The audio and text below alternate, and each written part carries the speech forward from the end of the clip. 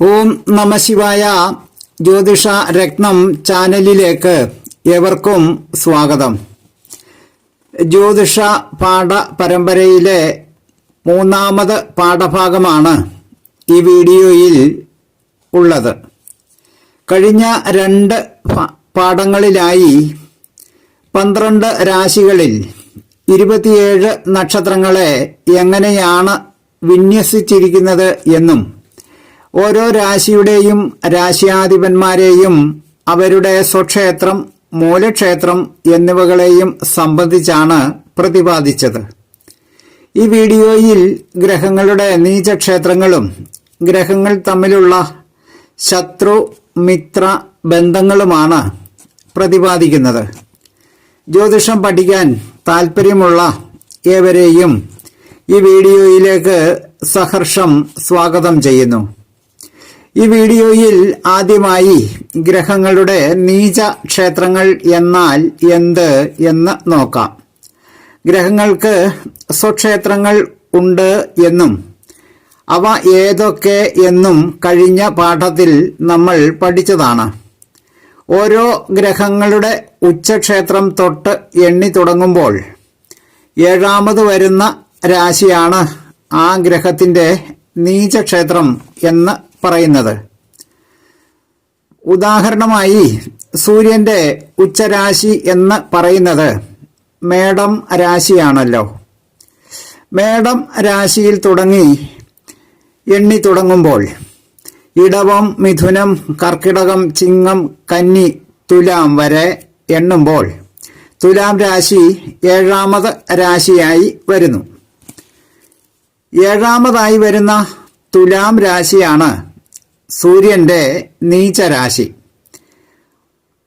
ഉച്ചരാശിയിൽ ഗ്രഹങ്ങൾക്ക് പൂർണ്ണ ബലം ഉള്ളതുപോലെ തന്നെ ആ ഉച്ചരാശികളുടെ നേരെ എതിരെയുള്ള 7ാം രാശികളിൽ പ്രസ്തുത ഗ്രഹങ്ങൾക്ക് തീരെ ബലം ഉണ്ടായിരിക്കുകയില്ല. ഉദാഹരണത്തിന് ഉച്ചരാശിയിൽ നിൽക്കുന്ന ഒരു ഗ്രഹത്തിന് 64 ബലം ഉണ്ട് എന്ന് കരുതുക. എന്നാൽ നീചരാശിയിൽ നിൽക്കുന്ന ഗ്രഹത്തിന് 0 ബലമായിരിക്കും ഉണ്ടാകുന്നത്. അതായത് ഒട്ടും തന്നെ ബലം ഉണ്ടായിരിക്കുകയില്ല എന്ന് സാരം.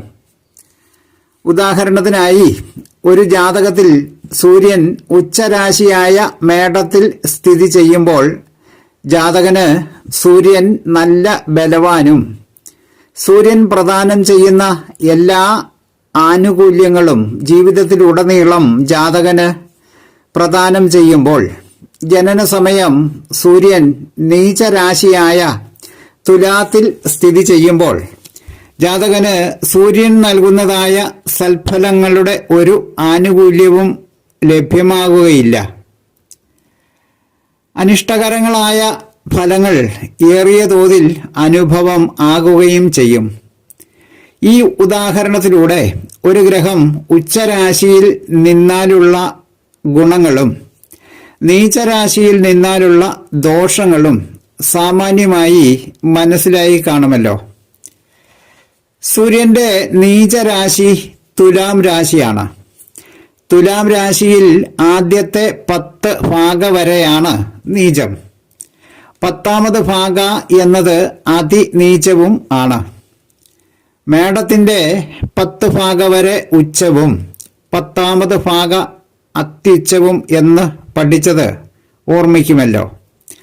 നീചം സംബന്ധിച്ചുള്ള ഈ പ്രമാണം എല്ലാ ഗ്രഹങ്ങൾക്കും ഒരുപോലെ ബാധകമാണ്.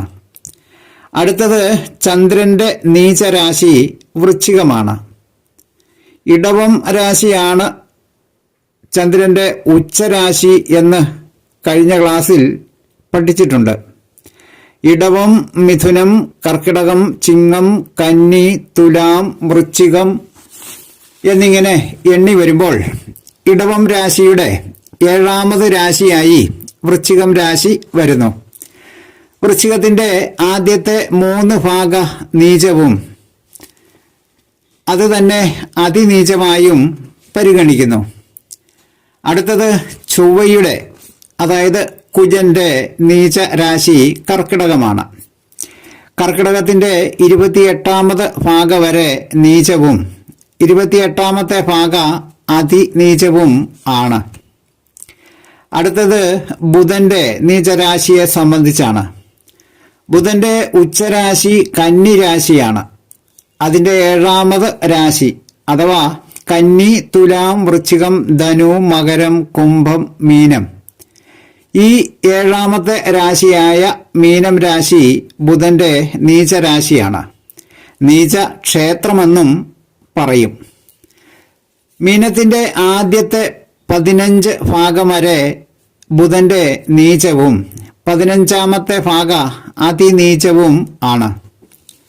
അടുത്തത് വ്യാഴത്തിന്റെ നീചരാശി മകരം രാശിയിൽ ആദ്യത്തെ 5 ഭാഗയാണ്. 5ാമത് ഭാഗ അതിനീചവും ആണ്. ശുക്രന്റെ നീചരാശി കന്നി രാശിയിൽ 27ാമത് ഭാഗ വരെയും 27ാമത്തെ ഭാഗ അതിനീചവും ആണ്. ശനിയുടെ നീചരാശി മേടം രാശിയിൽ 20 ഭാഗ വരെയും 20ാമത് ഭാഗ അതിനീചവും ആണ്. ഇതാണ് ഗ്രഹങ്ങളുടെ നീച രാശികൾ. മേൽ പറഞ്ഞത് പ്രകാരം ഉച്ചരാശികളിലും നീച രാശികളിലും ഏതാനും ഭാഗകൾ മാത്രമാണ് ഉച്ചമെന്നും നീചമെന്നും പറയുന്നതെങ്കിലും ഉച്ചരാശിയിൽ പൊതുവെ ഗ്രഹങ്ങൾക്ക് ബലമുണ്ടാകുകയും നീചരാശിയിൽ പൊതുവെ ഗ്രഹങ്ങൾക്ക് ബലഹാനിയും ആണ് സംഭവിക്കുക. ഉച്ചരാശിയിൽ ഏതു ഭാഗയിലായാലും ഗ്രഹങ്ങൾക്ക് പൊതുവെ ബലമുണ്ടെന്നും നീചരാശിയിൽ ഏതു ഭാഗയിലാണ് സ്ഥിതി എങ്കിലും പൊതുവെ ഗ്രഹങ്ങൾക്ക് ബലഹാനിയും എന്നതാണ് ഇതിന്റെ സാരം. അടുത്തതായി നമ്മൾ ഗ്രഹങ്ങൾ തമ്മിലുള്ള ശത്രു മിത്ര ബന്ധങ്ങളെക്കുറിച്ചാണ് പഠിക്കുന്നത്. സൂര്യന് ബന്ധുക്കളാകുന്നത് വ്യാഴം, ചന്ദ്രൻ, ചൊവ്വ എന്നീ ഗ്രഹങ്ങളാണ്. സൂര്യന് ശത്രുക്കളാകുന്നത് ശനിയും ശുക്രനുമാണ്. അതുപോലെ സൂര്യന് സമനായിട്ടുള്ള ഗ്രഹമാണ് ബുധൻ എന്ന ഗ്രഹം. ഒരു ഗ്രഹം ബന്ധുക്ഷേത്രത്തിൽ നിൽക്കുമ്പോൾ പൊതുവെ ബലവാനും ശത്രുക്ഷേത്രത്തിൽ നിൽക്കുമ്പോൾ ആ ഗ്രഹത്തിന് ബലമില്ലാതാകുകയും സമക്ഷേത്രത്തിൽ നിൽക്കുമ്പോൾ ഭാഗികമായി ബലം ഉള്ളവനും ആകുന്നു. ഒരു വ്യക്തിയുടെ ജനന സമയത്ത് ഗ്രഹങ്ങൾ സ്ഥിതി ചെയ്യുന്നത് സ്വക്ഷേത്രം, ഉച്ചക്ഷേത്രം, ബന്ധുക്ഷേത്രം എന്നീ രാശികളിൽ ആകുമ്പോൾ ബലവാനും നീചക്ഷേത്രം, ശത്രുക്ഷേത്രം എന്നീ സ്ഥാനങ്ങളിൽ ആകുമ്പോൾ ബലഹാനി സംഭവിക്കുകയും ചെയ്യുന്നു. ഉദാഹരണത്തിനായി സൂര്യൻ സ്വക്ഷേത്രമായ ചിങ്ങത്തിലും ഉച്ചക്ഷേത്രമായ മേടത്തിലും ബന്ധുക്ഷേത്രം അഥവാ മിത്രക്ഷേത്രങ്ങളായ വ്യാഴക്ഷേത്രങ്ങൾ ധനുവിലും മീനത്തിലും എന്നീ രാശികളിലും ബലമുള്ളവനാകുകയും ബുധന്റെ ക്ഷേത്രങ്ങളായ മിഥുനം, കന്നി എന്നീ രാശികളിൽ സ്ഥിതി ചെയ്യുമ്പോൾ സമനാകുകയും അതുവഴി ഭാഗിക ബലവാനും ശത്രു ക്ഷേത്രങ്ങളായ ശനി ക്ഷേത്രങ്ങളിൽ അതായത് മകരം, കുംഭം എന്നീ രാശികളിലും ശുക്രന്റെ ക്ഷേത്രങ്ങളായ ഇടവം, തുലാം എന്നീ രാശികളിലും സൂര്യന് ബലമില്ലായ്കയും സംഭവിക്കുന്നു.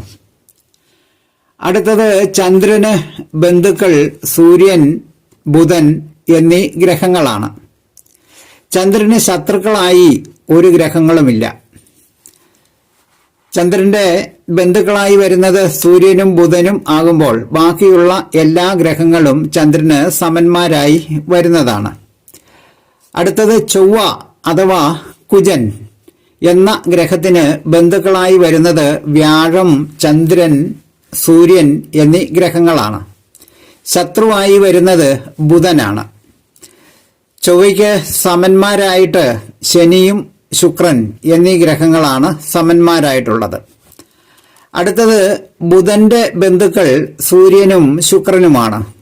ശത്രു ചന്ദ്രനാണ്. ഇവിടെ പ്രത്യേകം ഓർമ്മിക്കേണ്ടത് ചന്ദ്രന് ഒരു ഗ്രഹത്തിനോടും ശത്രുത ഇല്ല എങ്കിലും ബുധന് ചന്ദ്രനോട് ശത്രുതയുണ്ട്. അതുപോലെ സമന്മാരായിട്ട് വരുന്നത്, ബുധന്റെ സമന്മാരായിട്ട് വരുന്നത് ചൊവ്വ, വ്യാഴം, ശനി എന്നീ ഗ്രഹങ്ങളാണ്. അടുത്തത് ഗുരു അഥവാ വ്യാഴം. അതായത് ഗുരു എന്ന് പറഞ്ഞാൽ വ്യാഴമാണ്, അല്ലെങ്കിൽ വ്യാഴത്തിന്റെ മറ്റൊരു പേരാണ് ഗുരു എന്നത്. ഗുരുവിന്റെ ബന്ധുക്കളായി വരുന്നത് സൂര്യൻ, ചന്ദ്രൻ, ചൊവ്വ എന്നീ ഗ്രഹങ്ങളും ശത്രുക്കളായിട്ട് വരുന്നത് ശുക്രനും ബുധനും ആണ്. ഗുരുവിന്റെ സമനാണ് ശനി. അടുത്തത് ശുക്രൻ. ശുക്രന്റെ ബന്ധുക്കള് ബുധനും ശനിയുമാണ്. ശത്രുക്കളായി വരുന്നത് സൂര്യനും ചന്ദ്രനും ആണ്. സമന്മാര്, അതായത് ശുക്രന്റെ സമന്മാരായി വരുന്നത് ചൊവ്വ, വ്യാഴം എന്നീ ഗ്രഹങ്ങളാണ്. അടുത്തത് ശനിക്ക് ബന്ധുക്കളായിട്ട് വരുന്നത് ബുധനും ശുക്രനുമാണ്. ശത്രുക്കളായി വരുന്നത് സൂര്യൻ, ചന്ദ്രൻ, ചൊവ്വ എന്നീ ഗ്രഹങ്ങളാണ്. അടുത്തത് സമൻ ആയി വരുന്നത്, അതായത് ശനിക്ക് സമനായിട്ട് വരുന്നത് വ്യാഴവും ആണ്.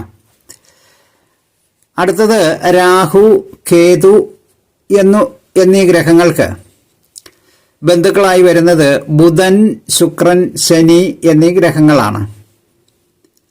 ശത്രുക്കളായിട്ട് വരുന്നത് സൂര്യൻ, ചന്ദ്രൻ, വ്യാഴം എന്നീ ഗ്രഹങ്ങളും ചൊവ്വ സമനുമാണ്.